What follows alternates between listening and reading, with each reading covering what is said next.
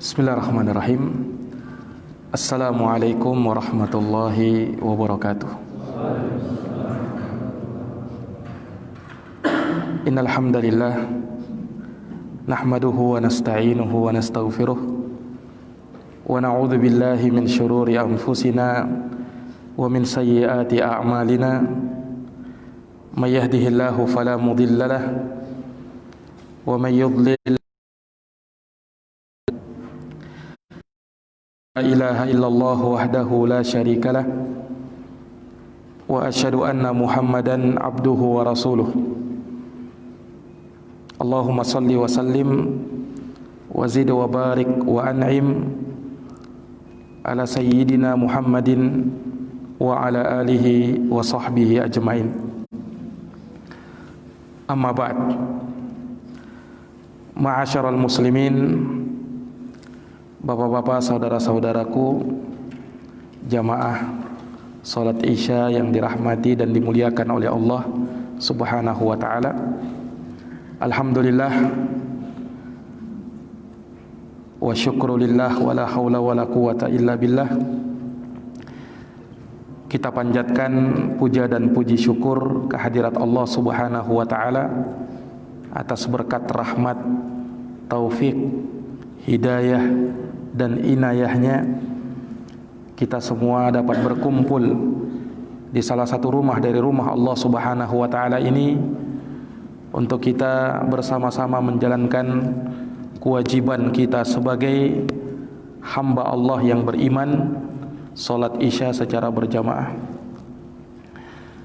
Kita berharap dan bermohon kepada Allah semoga amal ibadah kita, salat kita, ruku' dan sujud kita diterima di sisi Allah Subhanahu wa taala. Amin.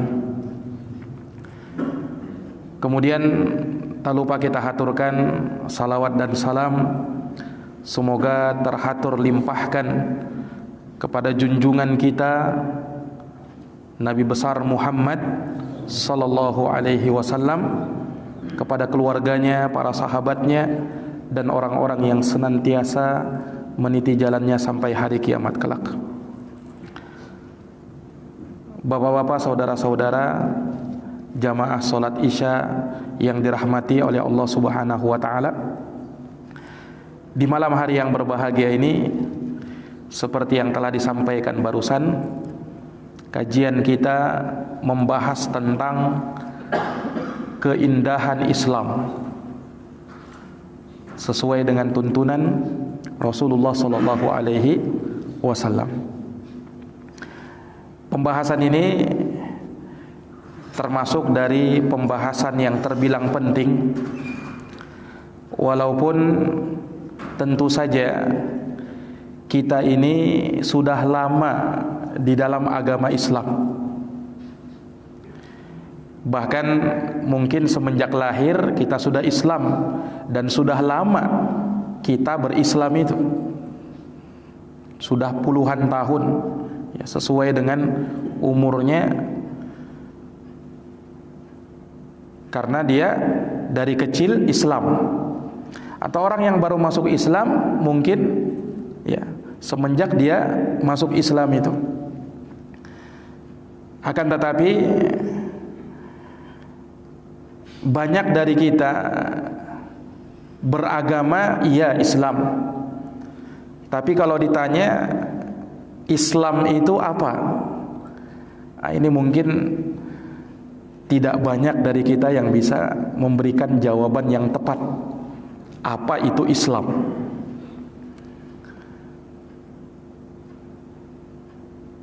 Para jamaah sekalian yang dirahmati oleh Allah, makanya kalau kita tanya kepada umat Islam sendiri, tanya, kamu beragama Islam, sekarang Islam itu apa? Beragam jawabannya. Ada yang mengatakan Islam itu sholat. Nah, ini kan tidak mewakili makna Islam itu secara keseluruhan. Karena yang dimaksudkan, yang diinginkan apa itu Islam, yakni makna Islam secara keseluruhan, bukan bahagian dari Islam itu. Ya sama Pak, kalau misalnya ada orang tanya, apa itu gajah? Dia jawab, gajah itu belalai. Nah, itu kan bahagian dari gajah, tapi tidak mewakili makna gajah itu. Nah, sama kalau kita katakan apa itu Islam? Islam itu sholat. Nah, ini cuman menyebutkan bahagian dari Islam. Karena Islam itu tentunya bukan hanya sholat saja.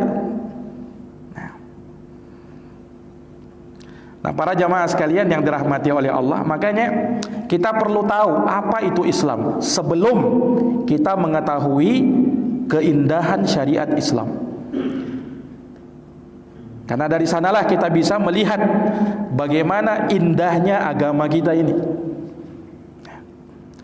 Dan ini para jamaah sekalian yang dirahmati oleh Allah Subhanahu wa taala, juga untuk mengangkat buruk sangka sebagian orang terhadap Islam.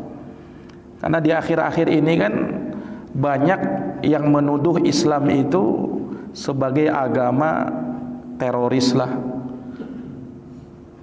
radikal lah, dan lain sebagainya. Jadi seakan-akan Islam itu identiknya dengan kekerasan. Islam itu identiknya dengan anarkis. Sehingga banyak orang yang salah paham, salah kaprah tentang apa itu Islam. Nah, para jamaah sekalian yang dirahmati oleh Allah Subhanahu wa taala, untuk itulah kita sebagai umat Islam perlu tahu apa itu Islam. Ya. Sebab Islam itu syariatnya sempurna, Pak. Islam itu syariatnya indah, Pak. Tapi memang ada sebahagian orang-orang yang berada di atas Islam ini yang justru merusak citra Islam. Nah, sehingga muncullah tuduhan-tuduhan tadi. Tentunya para jamaah sekalian yang dirahmati oleh Allah, kalau kita bersikap insaf, kalau kita bersikap adil, ya tentunya kita tidaklah menilai sesuatu itu hanya dari karena sebahagian orang yang melakukannya, kemudian kita katakan Islam itu seperti itu. Karena perbuatan sebahagian umat Islam tidak mewakili syariat Islam itu. Mungkin ada sebahagian orang yang memang berpemahaman radikal, keras, ekstrim, atau bahkan berpemikiran teroris misalnya. Tapi jangan langsung dikatakan Islam itu agama teroris, Islam itu agama radikal. Nah, ini kan tidak adil, tidak menggambarkan Islam itu secara utuh. Ya, kalau kita melihat Islam itu pada sebahagian orangnya, ya di antara umat Islam juga banyak yang masih melakukan kesyirikan, masih banyak juga yang melakukan maksiat, penyimpangan di dalam agama. Ya. Tapi apakah itu mewakili Islam? Tentu tidak. Islam sebagai agama yang Allah Subhanahu wa taala turunkan sempurna syariatnya. Tidak ada kekurangan sedikit pun di dalamnya. Tidak ada aib maupun cacat di dalam agama kita ini. Nah, para jamaah sekalian yang dirahmati oleh Allah Subhanahu wa taala, tentunya Islam yang kita inginkan yaitu Islam yang dibawa oleh Nabi kita Muhammad sallallahu alaihi wasallam 15 abad yang lalu. Nah, karena memang Pak, kita ini kan masa kita dengan Rasulullah SAW dahulu sudah jauh 15 abad. Berarti berapa tahun itu, Pak? 1500 tahun. Lihat, sudah 1500 tahun sampai saat ini. Nah, ya tentunya ketika melewati masa itu yang panjang itu, banyaklah orang-orang yang salah kaprah di dalam memahami agama ini. Nah, Bukan Islamnya yang salah, bukan syariatnya yang keliru, tapi justru sebahagian orang yang keliru di dalam menerapkan syariat Islam itu. Nah, sehingga terkadang mencoreng citra agama Islam itu sendiri. Walaupun kita tidak pungkiri, Pak, mungkin ada juga sebahagian yang menyudutkan Islam itu memang dari musuh-musuh Islam yang memang sudah dengki dan tidak senang dengan agama kita. Contoh misal orang-orang Yahudi yang memang Allah firmankan dalam Quran, walan tardo angkal yahud walan nasara hatta tattabi'a millatahum. Orang-orang Yahud, orang-orang Nasara, mereka tidak akan ridho kepada kalian umat Islam sampai kalian kembali, sampai kalian ikut dengan agama mereka. Ini firman Allah Subhanahu wa taala. Jadi memang kita tidak pungkiri ada dari musuh-musuh Islam yang memang sangat memusuhi dan membenci umat Islam. Tapi di sisi lain kita pun harus paham, ada juga orang-orang yang di dalam Islam ini yang menisbatkan diri kepada Islam namun salah kaprah di dalam memahami arti keislaman itu. Makanya Rasulullah sallallahu alaihi wasallam sudah menyebutkan di dalam sebuah haditsnya, Nabi bersabda begini, yahmilu hadzal ilma min kulli khalafin uduluh, akan dibawa ilmu agama ini setiap generasinya oleh orang-orang yang adil, yang memang tahu kebenaran, yang memang paham agama dengan baik. Apa yang mereka lakukan? Kata Nabi SAW, yanfuna anhu tahrifal ghalin. Mereka ini bertugas membersihkan penyelewengan, penyimpangan orang-orang yang menyimpang di dalam agama ini. Wantihalal mubtilin, dan mereka juga membersihkan kedustaan orang-orang yang berani berdusta di dalam agama ini dari kalangan orang-orang yang batil.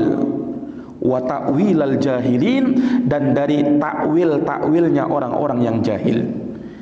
Ini sabda Nabi kita Muhammad sallallahu alaihi wasallam. Maka para jamaah sekalian yang dirahmati oleh Allah, Islam itu definisinya disebutkan oleh para ulama, al-islamu huwal istislamu lillahi bitauhid. Islam itu adalah berserah diri, dari kata istislam, berserah diri kepada Allah dengan mentauhidkannya. Makanya orang yang berislam harus betul-betul mentauhidkan Allah, mengikhlaskan ibadah hanya kepada Allah Subhanahu wa taala. Belum Islam kalau orang hanya cuman ngaku Allah sebagai sesembahannya, tapi yang lain juga ia akui sebagai sesembahannya. Belum Islam kalau ada orang yang meyakini Islam agama yang benar, tapi yang lainnya juga tidak boleh disalahkan. Kenapa para jamaah sekalian? Tentunya kita punya akidah, kita punya prinsip, innad dina indallahil Islam. Agama yang diridhoi di sisi Allah hanyalah Islam. Wa may yabtaghi ghairal islami dinan falan yuqbala min wa huwa fil akhirati minal khasirin. Siapa yang mencari din, agama di luar daripada Islam, sekali-kali tidaklah diterima Allah darinya, dan ia termasuk dari orang-orang yang merugi. Nah ini para jamaah sekalian, makanya di dalam Islam ini kan tidak ada pemahaman pluralisme itu yang menyatakan semua agama itu sama. Oh, dari mana Allah mengatakan yang diridhoi cuma Islam? Ini para jamaah sekalian yang dirahmati oleh Allah. Ya. Jadi Islam itu istislam, berserah diri kepada Allah. Berserah diri ke mana? Kepada Allah. Bagaimana caranya? Kita tauhidkan Allah Subhanahu wa taala, yakin bahwa Allah adalah sesembahan yang hak. Di dunia ini kan terlalu banyak sesembahan. Pohon orang jadikan sesembahan, batu orang jadikan sesembahan, keris, pusaka Allah dijadikan orang sebagai sesembahan. Hewan, ya, sebahagiannya dijadikan sebagai sesembahan. Tapi semua itu sesembahan yang batil. Yang hak, yang benar cuman Allah Subhanahu wa taala. Dzalika bi anna Allaha huwal haq wa anna ma yad'una min duni huwal batil. Yang demikian itu kata Allah, karena dialah Allah satu-satunya yang hak, yang berhak disembah. Adapun yang mereka seru selain Allah itu, maka kalau mereka sembah, maka itu adalah sesembahan yang batil. Nah, ini para jamaah sekalian, ini tidak boleh tergoyahkan akidah umat Islam ini. Nah, kemudian apa? Islam itu juga maknanya al-inqiyadu lahu bit-ta'ah. Tunduk kepada Allah dengan mentauhidkannya, tunduk kepada Allah dengan mentaatinya. Menunjukkan Islam itu bukan hanya tauhid yang dibahas, bukan hanya perkara akidah saja, tapi ibadah juga. Ibadah juga di situ dibahas. Nah, terkait dengan hablum minallah, bagaimana seorang menjaga hubungan dia dengan Allah. Dia solat, dia puasa, dia haji, dia bayar zakat, dia jalankan semua yang diperintahkan oleh Allah, dia tinggalkan semua yang dilarang oleh Allah Subhanahu wa taala. Nah, masuk juga terkait dengan hablum minan nas, kaitannya dengan hubungan kepada sesama manusia. Itu pun diatur di dalam agama kita.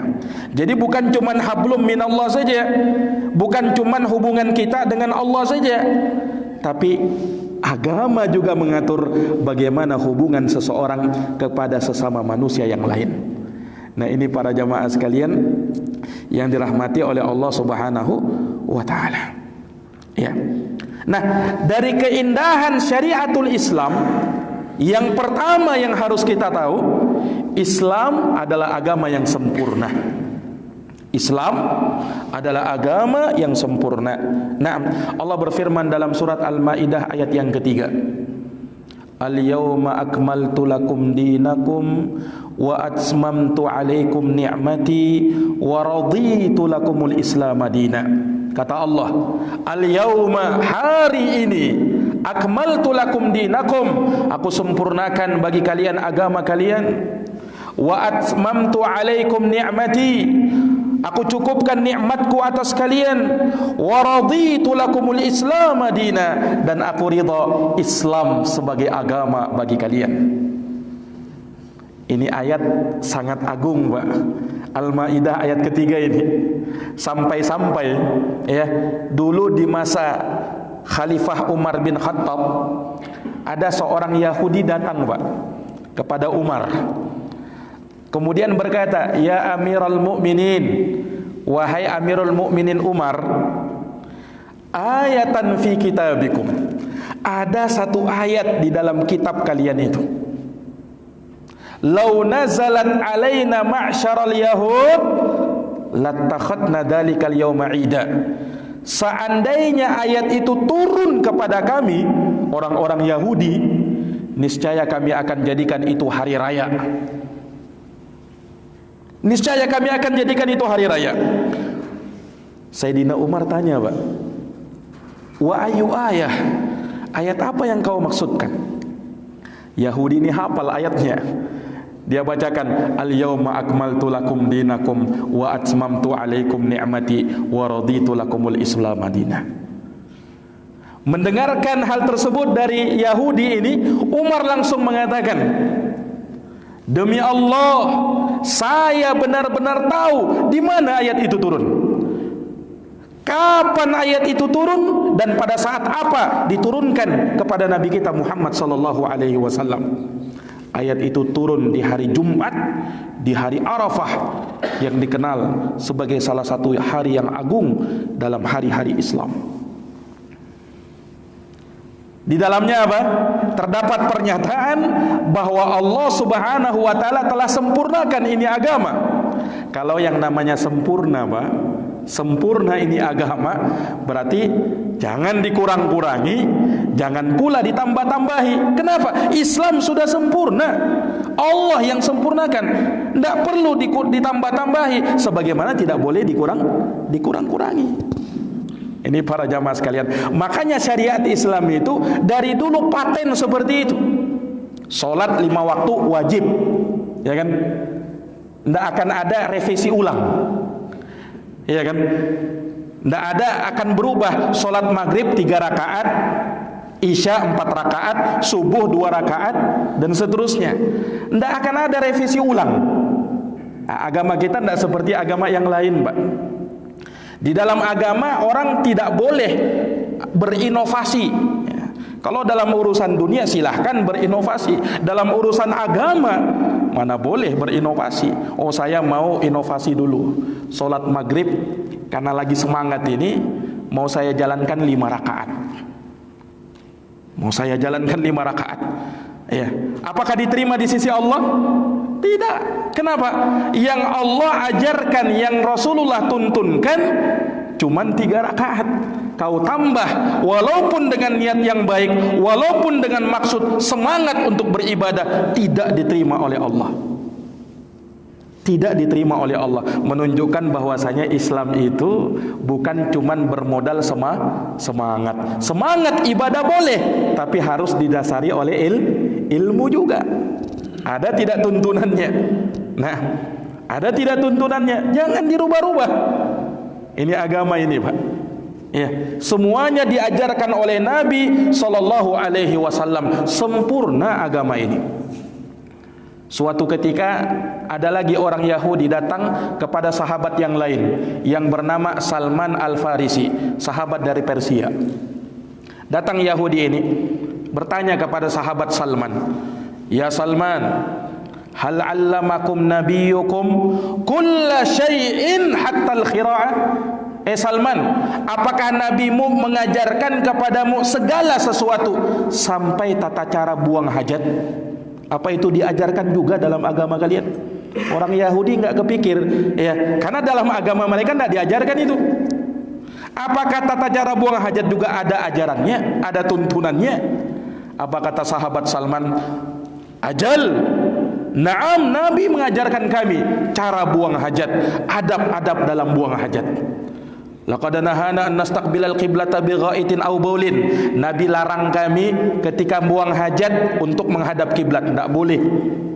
Membelakangi kiblat juga tidak boleh. Nah, laqad wa nahana an nastanjiya bi aqalli min thalathati ahjarin. Nabi juga melarang kami kalau misalnya mau istinja dengan batu, atau dengan bahasa fikihnya istijmar, tidak boleh kurang dari 3. Kalau pakai tisu sekarang tidak boleh kurang dari 3. 3 boleh lebih dengan jumlah ganjil 5, 7 dan seterusnya. Kurang dari 3 tidak boleh.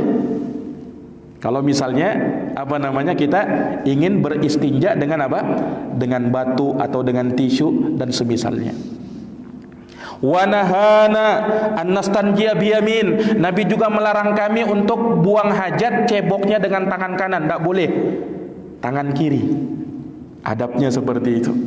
Wa nahana an nastanjiya bi adhamin aw bi raji'. Nabi juga melarang kami istinja dengan menggunakan kotoran atau dengan menggunakan tulang. Lihat, Nabi ajarkan adab-adabnya.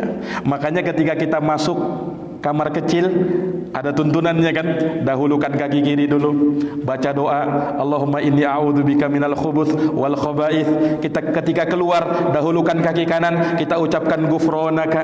Lihat, tuntunannya ada. Nah, enggak kepikir orang-orang Yahudi ini, subhanallah. Nah, ini menunjukkan apa, Pak? Islam itu syariat yang sempurna. Pak, jangankan masalah mungkin orang anggap perkara yang kecil. Ulama karang buku terkait dengan masalah itu, hukum-hukumnya, Pak.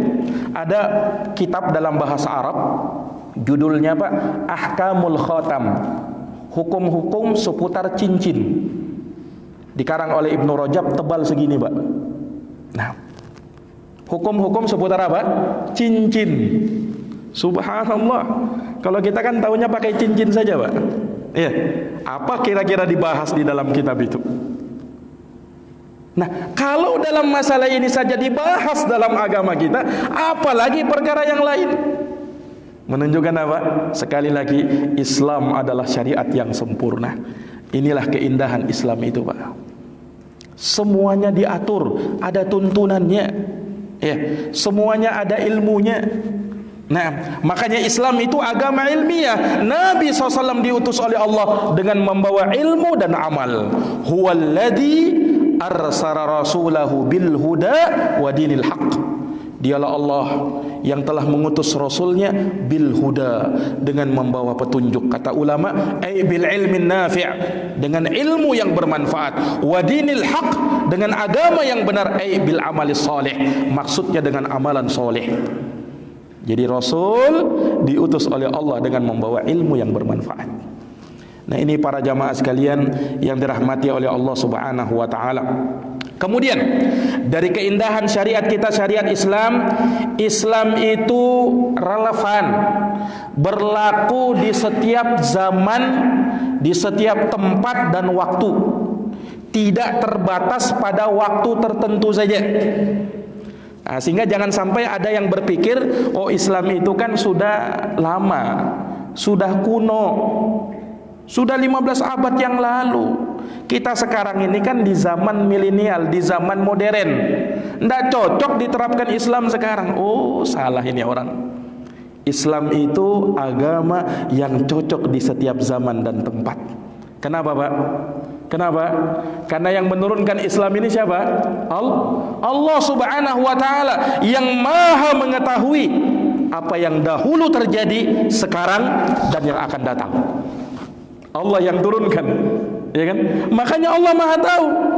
Islam ini sebagai agama terakhir, ya, agama yang menjadi agama Allah Subhanahu wa taala dan Rasulnya sallallahu alaihi wasallam, Allah Maha tahu.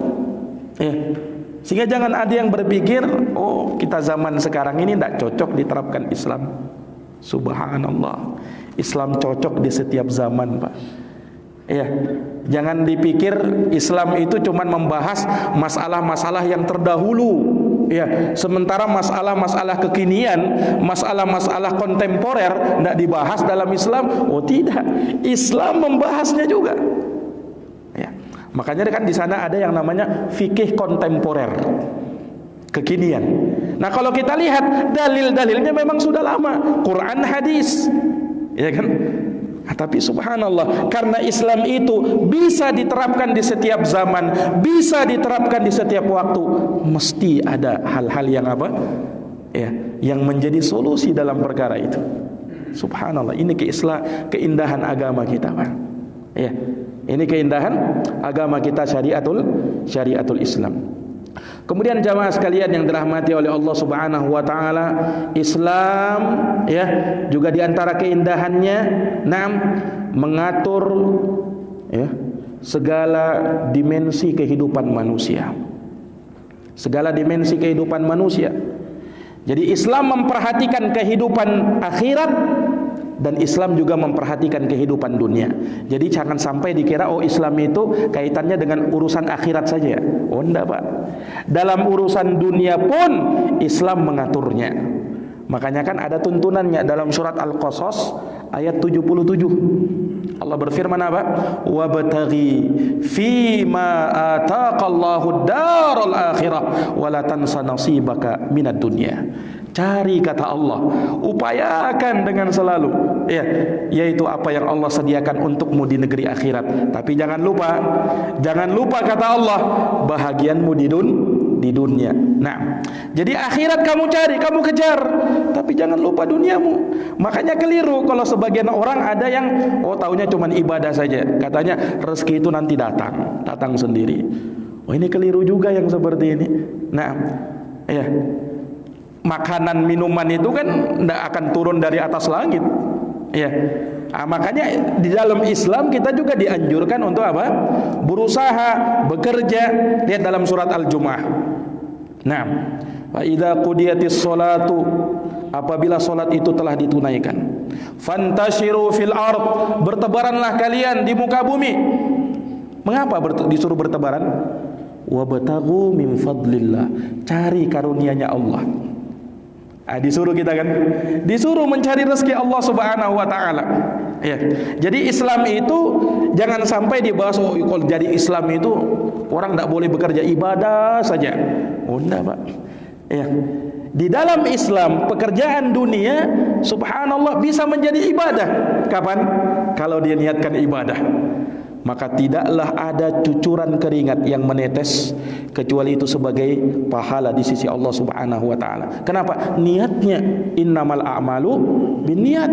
Orang ketika bekerja, niatkan untuk menafkahi dirinya supaya kuat beribadah, untuk memberikan nafkah kewajiban dia sebagai suami kepada istri dan anaknya.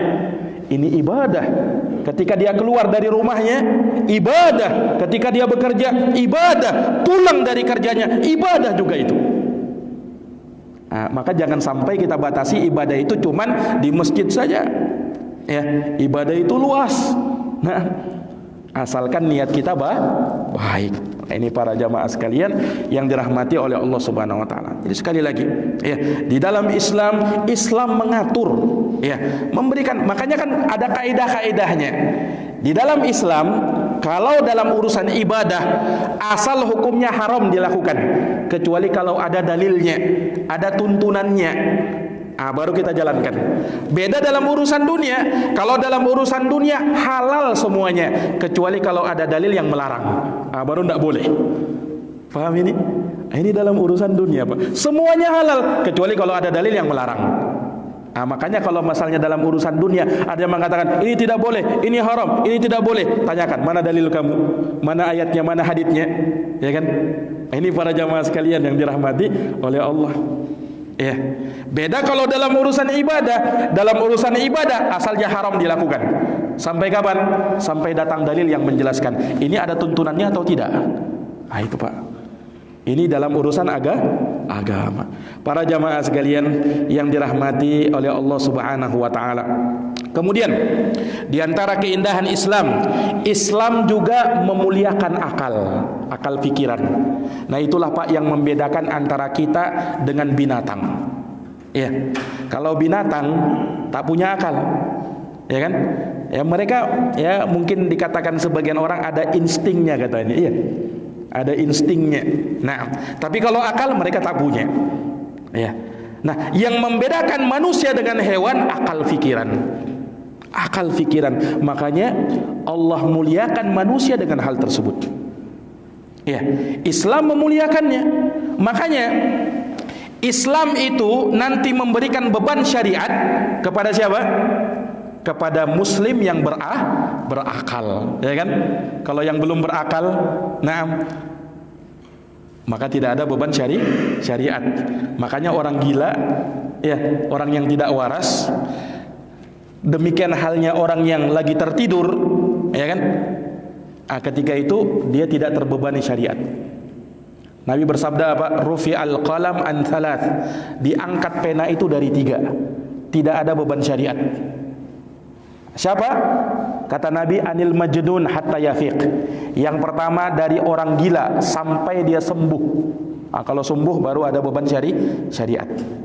Kemudian yang kedua, wa anis sobi hatta yablugh. Dari anak kecil. Makanya anak kecil kan tidak ada kewajiban melaksanakan sholat, ya kan? Walaupun dia diajarkan sholat itu, ya kan? Tapi wajib enggak. Kenapa? Belum balik. Nanti kalau balik baru, ya. Nanti kalau balik baru. Kemudian yang ketiga, wa anin naim hatta yastayqidh. Dari orang yang pingsan, orang yang tidur sampai dia bangun tidur. Sampai dia sadar. Baru terbebani syariat. Lihat. Menunjukkan apa? Akal itu dimuliakan.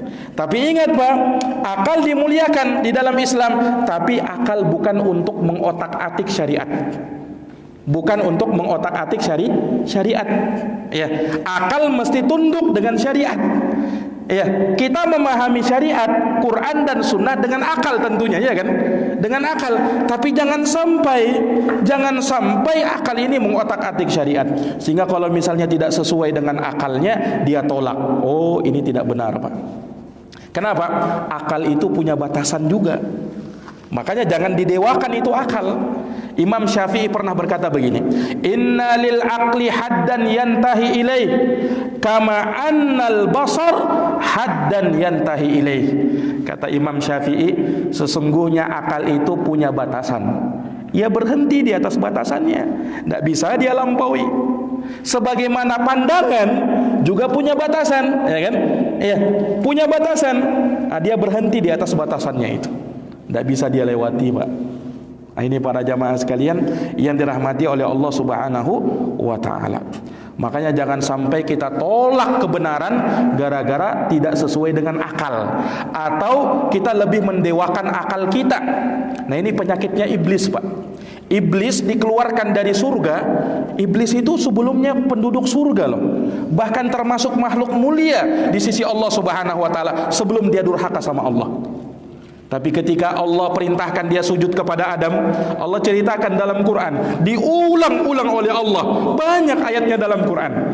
Di antaranya Allah Subhanahu wa Ta'ala berfirman kepada iblis, ya iblis,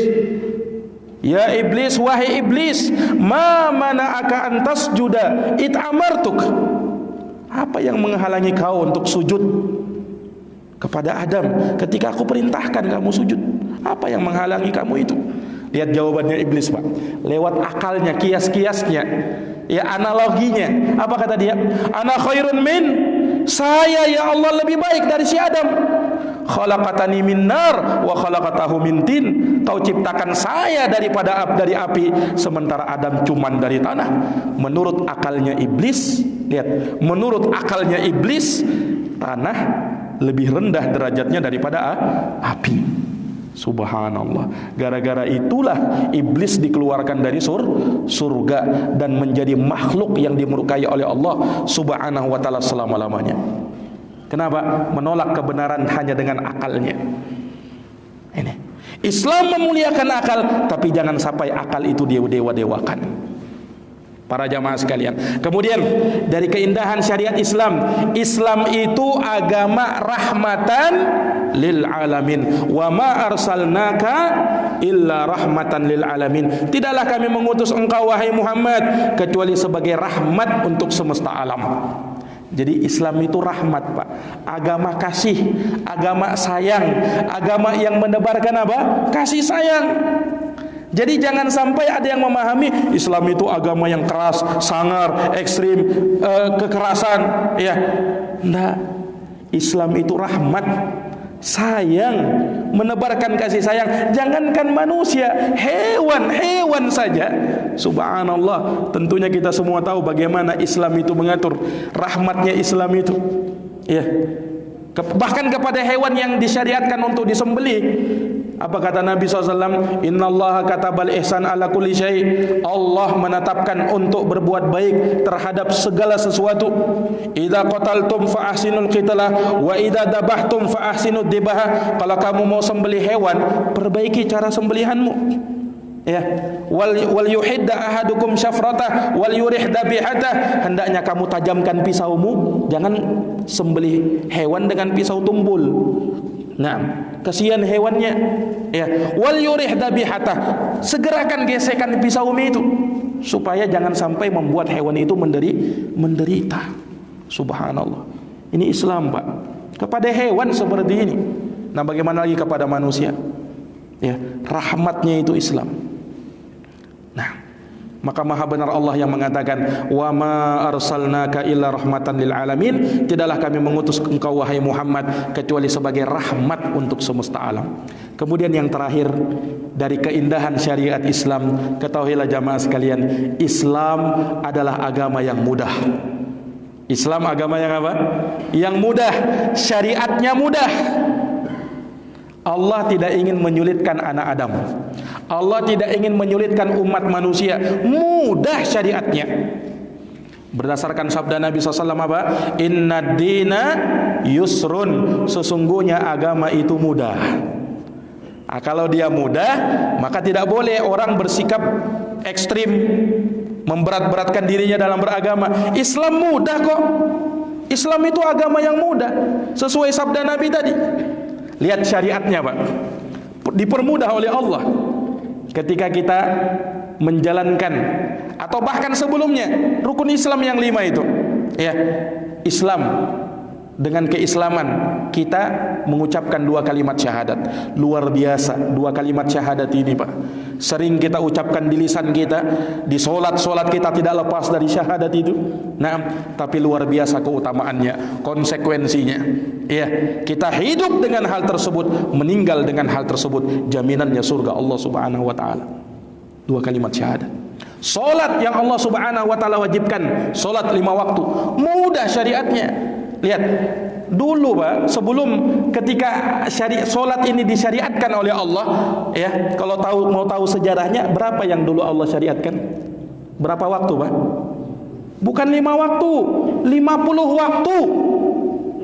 Itu yang Allah terima, itu yang Nabi terima dari Allah Subhanahu wa taala ketika peristiwa Isra dan Mi'raj. Nabi datang, Nabi bawa itu perintah solat 50 waktu sehari semalam. Untungnya ketemu sama Nabi Musa. Nah, kita wajib berterima kasih kepada Nabi Musa, Pak. Kalau tidak ada Nabi Musa ini, ya, mungkin 50 waktu kita kerjakan sekarang ini. Nah, ketemu Nabi Musa. Nabi Musa mengatakan, wahai Muhammad, apa yang diperintahkan oleh Rabb kamu kepada kamu? Wahai Musa, yang diperintahkan adalah solat 50 waktu sehari semalam.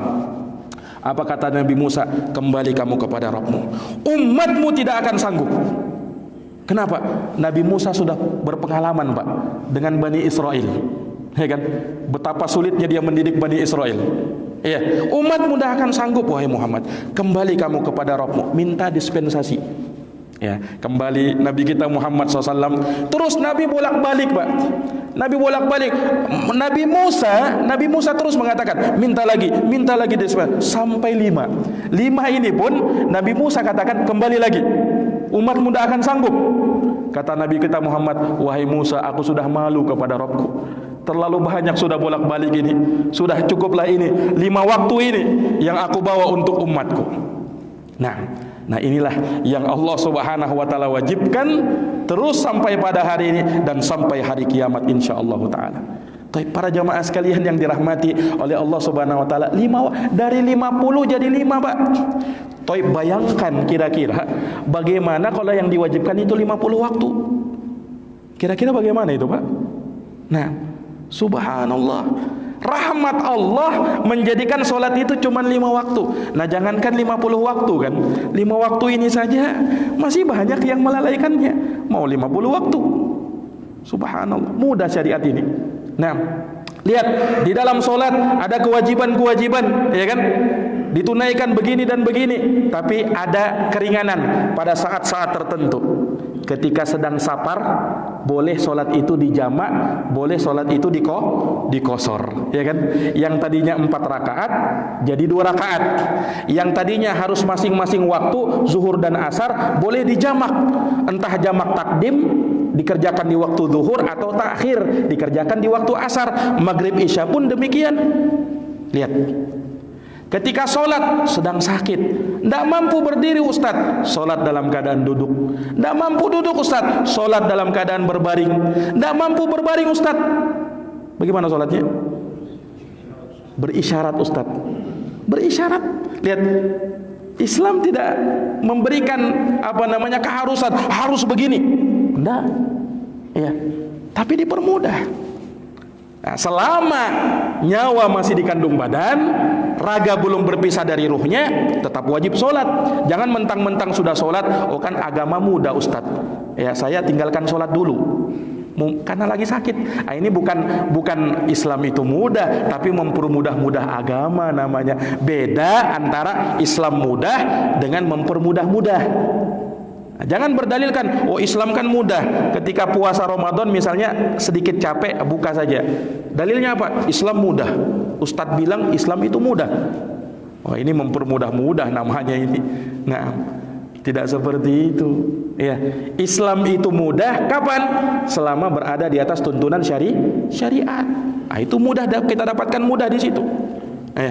Para jamaah sekalian yang dirahmati oleh Allah. Kemudian Nabi mengatakan apa? Wala yusyadad dina ahadun illa ghalabah. Tidaklah orang bersikap ekstrim dalam beragama, memberat-beratkan dirinya dalam beragama, kecuali pasti akan terkalahkan. Ingat, agama kita bukan agama yang ekstrim. Agama kita bukan agama radikal. Islam itu mudah. Tapi sekali lagi ingat, yang namanya radikal ekstrim ya, manakala sudah keluar dari tuntunan. Yang berada di atas tuntunan jangan dikatakan radikal. Nah, kadang kan orang salah paham juga Pak mengartikan radikal ini. Ada orang berjenggot katanya radikal katanya. Ciri-ciri teroris itu. Subhanallah. Nah, ini tuntunan syariat, jangan dikatakan radikal. Ya, ada ketika misalnya dia melihat perempuan-perempuan yang bercadar misalnya, radikal itu. Subhanallah, ini salah paham terhadap radikal itu, Pak. Nah, bukan seperti itu radikal. Radikal kalau sudah keluar dari tuntunan. Kalau masih dalam tuntunan, ada Qur'annya, ada haditsnya, jangan dikatakan radikal. Nah, ini kadang kita salah paham dalam memahami ini. Nah, sehingga Islam itu ya Islam yang mudah dipermudah-mudah akhirnya. Nah, ini Pak, harus kita luruskan yang seperti ini. Nah, para jamaah sekalian yang dirahmati oleh Allah, lihat Pak, apa yang Allah Subhanahu wa taala, kalau kita bandingkan dengan syariat dulu, Pak, kalau dulu kita mau taubat sekarang, taubat bagaimana caranya, Pak? Ya, kita betul-betul menyesali perbuatan kita, berjanji tidak mengulangi lagi dan meninggalkan itu dosa, ya kan? Ya, kita bertobat kepada Allah. Dulu syariatnya Nabi Musa, kalau mau taubat bagaimana, Pak? Fatubu ila bari'ikum, apa lanjutannya? Faqtulu anfusakum. Ini syariatnya Nabi Musa. Bertaubatlah kalian kepada Rabb kalian, bunuhlah diri-diri kalian. Jadi syariatnya Nabi Musa, kalau mau taubat harus apa? Harus bunuh diri. Di dalam agama kita haram itu bunuh diri. Ya kan? Subhanallah, mudah tidak agama ini? Nah, lihat syariat yang lain. Kalau dulu, Pak, kalau sekarang, misalnya sekarang pakaian kita kena najis, apa yang kita lakukan, Pak? Cukup dibersihkan kan? Cukup dibersihkan, boleh dipakai lagi kan?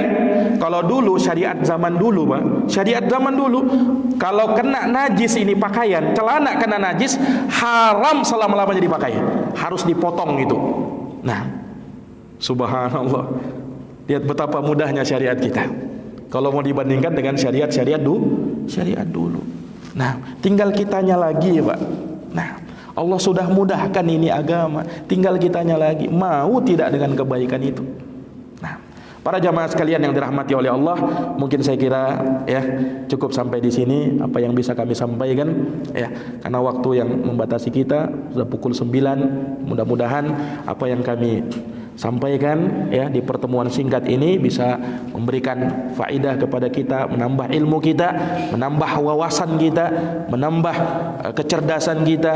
Semoga Allah Subhanahu wa taala memberikan kepada kita keistiqomahan di dalam agama ini dan menjadikan Islam agama kita mulia di sisi Allah Subhanahu wa taala, dan kita termasuk dari orang-orang yang dimuliakan oleh Allah. Amin ya rabbal alamin.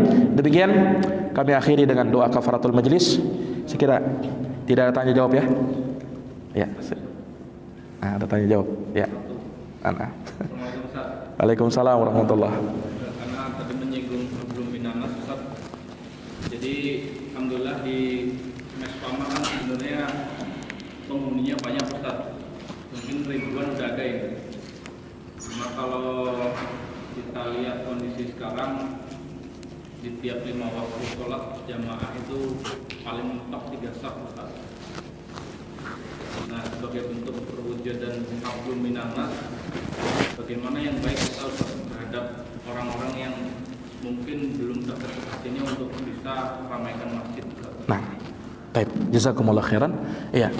Para jamaah sekalian yang dirahmati oleh Allah, memang itulah seperti yang tadi kita sebutkan, bahwa banyak orang-orang yang berada di Islam ini namun belum mengenal keislamannya dengan baik. Ya, maka bagaimana ya, kita doakan semoga mereka mendapat hidayah dari Allah Subhanahu wa taala. Semoga Allah berikan taufik ke dalam hatinya ya, untuk bisa betul-betul memahami Islam ini dengan baik, kemudian bisa beribadah kepada Allah Subhanahu wa taala dengan lebih baik lagi. Kita doakan. Kemudian juga sebagai hak sesama muslim, ada usaha saling nasihat menasihati. Ya, bukan artinya hanya kita doakan saja kemudian tidak ada upaya atau usaha untuk menasihati. Nah, kita nasihati mereka, nah kita ajak mereka, tentunya dengan lemah lembut, ya. Kita ajak mereka, kita ingatkan, nah dengan ayat-ayat Allah dan hadits-hadits Rasulullah. Ya, kita sebagai umat Islam berkewajiban menjalankan sholat 5 waktu, ya. Dan orang yang meninggalkan sholat 5 waktu dosa besar hukumnya. Nah, ingatkan dia, ya. Walaupun tentu saja kita cuma bisa mengajak, kita cuma bisa mengingatkan, ya. Faktor hidayah itu di tangan Allah Subhanahu wa taala. Nah, ya tentunya sesama muslim, ya kita ada upaya untuk amar ma'ruf nahi mungkar. Ketika ada orang yang tidak sholat, nah ini kan kemungkaran yang besar, ya, yang tidak sholat. Nah, maka kita berkewajiban untuk menegur, tapi dengan lemah lembut, bukan kita ajak berkelahi. Nah, bukan diajak berkelahi, tapi apa? Ditegur. Dia mau terima, alhamdulillah, ya kan? Dia tidak mau terima, mungkin di lain waktu kita ajak lagi. Nah, seperti itu. Nah, revisi Ustaz, mungkin lebih tepatnya itu bukan berarti mereka nggak sholat sih Ustaz. ya. Karena yakin dari sebagian besar itu mereka sholat, tetapi kebanyakan di mesnya masing-masing. Jadi bukan berarti mereka nggak sholat sih Ustaz. Pasti lebih banyak yang sholat sih, tapi di mes itu Ustaz. Dan mungkin apakah pendapat yang sholat di mes itu bagi laki-laki itu boleh atau gimana Ustaz? Nah, Di masjid itu wajib atau enggak atau gimana? Taib. Ya asalnya umat Islam mereka sholat di mana saja. Allah Subhanahu Rasulullah SAW bersabda, wajuilatil ardu liyas sholah, dan bumi itu dijadikan untukku sebagai tempat sholat. Asalnya seperti itu. Sehingga di mana saja kamu dapati waktu sholat, sholatlah di situ. Kata Nabi kita Muhammad Sallallahu Alaihi Wasallam. Artinya, ya kita diperintahkan untuk sholat dimanapun, kecuali tentunya di tempat-tempat yang terlarang, di tempat-tempat yang najis seperti WC. Nah, itu tidak boleh. Jelas ini. Nah, tapi para jamaah sekalian yang dirahmati oleh Allah, para ulama juga mengingatkan, masjid dibangun yang sudah dibangun, itu tentunya untuk kita makmurkan. Untuk kita, bagaimana cara memakmurkan masjid? Itu yang Allah firmankan, ya kan? Innama ya'muru masajidallah man amana billahi wal yawmil akhir wa aqama shalah wa ataz zakah wa lam yakhsha illallah fa asa ulaika yakunu minal muhtadin. Sesungguhnya yang memakmurkan masjid-masjid Allah adalah mereka yang beriman kepada Allah dan hari akhir, menegakkan salat. Mereka yang menegakkan salat. Itu caranya memakmurkan masjid Allah Subhanahu wa taala. Jadi masjid itu dibangun bukan untuk dilihat-lihati, bukan untuk cuman dikunjungi sementara waktu, tapi untuk kita tegakkan ibadah sholat di situ. Nah, terkait dengan masalah hukum sholat di masjid, kalau bagi perempuan itu tidak wajib. Kalau bagi laki-laki, ulama berselisih pendapat. Nah, ada yang mengatakan hukumnya sunat, ada yang mengatakan bagi laki-laki nih, ada yang mengatakan hukumnya wajib. Ada dua pendapat memang di kalangan para ulama.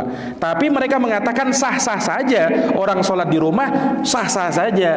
Nah, akan tetapi apakah dia diwajibkan untuk datang ke masjid bagi laki-laki yang sehat, yang tidak sakit, yang tidak berhalangan? Kalau dia berhalangan karena sakit misalnya, punya udzur, silahkan sholat di rumah. Kalau yang tidak berhalangan, inilah para ulama beda pendapat tadi Pak, antara yang mewajibkan dan mensunatkan. Jelas ini, banyak dari para ulama yang mengatakan hukumnya wajib bagi laki-laki. Kenapa? Dalam sebuah hadis ada seorang buta Pak, Abdullah ibnu Ummi Maktum namanya. Ya, ini sahabat buta datang kepada Nabi, ya Rasulullah, saya ini orang buta ya Rasul. Jarak antara rumah saya dengan masjid jauh, ada hutan ya Rasul. Saya khawatir ada terkaman hewan buas. Kira-kira boleh tidak saya sholat di rumah ya Rasul? Tanya sahabat Ibnu Ummi Maktum ini, orang buta Pak. Apa kata Nabi? Nabi pertama izinkan, ya kamu sholat di rumah kamu tidak masalah. Tapi ketika orang ini mau pulang, Nabi panggil, Ibnu Ummi Maktum, sini dulu, ta'al. Naam ya Rasulullah. Apa kata Rasul? Hal tasma'un nida? Wahai Ibnu Ummi Maktum, kamu dengar tidak suara azan? Kata Ibnu Ummi Maktum, naam ya Rasul, saya dengar. Kata Rasul, fa'ajib, kalau begitu kamu datang ke masjid. Orang buta, ya, jarak rumahnya jauh, tapi Nabi tetap perintahkan datang ke masjid. Nah, tentunya orang yang lagi sehat, ya kan, tidak ada halangan. Nah, kenapa? Apa yang menghalangi kita untuk datang ke masjid? Ini para jamaah sekalian. Nah, kalau mau dibandingkan pahalanya, Nabi katakan apa? afdalu salatul jamaah tafdulu salatal fadhi bi 27 darajah. Salat jamaah itu di masjid perbandingannya dengan salat sendirian di rumah, di mes atau di mana 27 derajat. Nah, kalau yang salatnya di luar masjid ya cuma 1. Nah, bisa dibandingkan, ya kan? Nah, jarak mes ke sini jauh, Pak? Dekat ya? Enggak perlu pakai mobil kan? Enggak perlu, subhanallah, ya kan? Salat di masjid, ya, salat di masjid. Nah, ini para jamaah sekalian yang dirahmati oleh Allah Subhanahu wa taala. Ya, kecuali misalnya ada halangan yang lain, ya kan? Ada halangan yang lain misalnya, ya mungkin kita berikan udzur, tapi setidaknya ya teman-teman, ya kan, salat di masjid lah. Ini masjid kan dibangun untuk kita salat, untuk kita makmurkan. Ya, untuk kita, saya kira pekerjaan bisa ditinggalkan, Pak, ya. Ketika waktu salat atau tidak bisa ditinggalkan? Hah? Bisa diberikan izin kan? Ketika datang waktu sholat 5 waktu, izin sholat, iya. Di masjid pun tidak ada masalah kan? Nah, kalau begitu, ya apa halangan kita? Tidak ada halangan. Sehat jasmani kita, ya kan? Datang ke masjid, ya. Ini para jamaah sekalian yang dirahmati oleh Allah Subhanahu wa taala. Wallahu taala alam bisawab. Nah, sekiranya sudah cukup jam 9, ya. Teman-teman mau istirahat, ya, mudah-mudahan sekali lagi Allah Subhanahu wa taala memberikan taufik dan hidayah kepada kita dan kaum muslimin semuanya. Naam, semoga Allah Subhanahu wa taala menjadikan kegiatan kita di malam hari ini berberkah dan bernilai pahala di sisi Allah Subhanahu wa taala. Kita akhiri dengan doa kafaratul majlis. Subhanakallahumma wa bihamdika asyhadu an la ilaha illa anta astaghfiruka wa atubu ilaik. Walhamdulillahirabbil alamin. Wassalamu alaikum warahmatullahi wabarakatuh.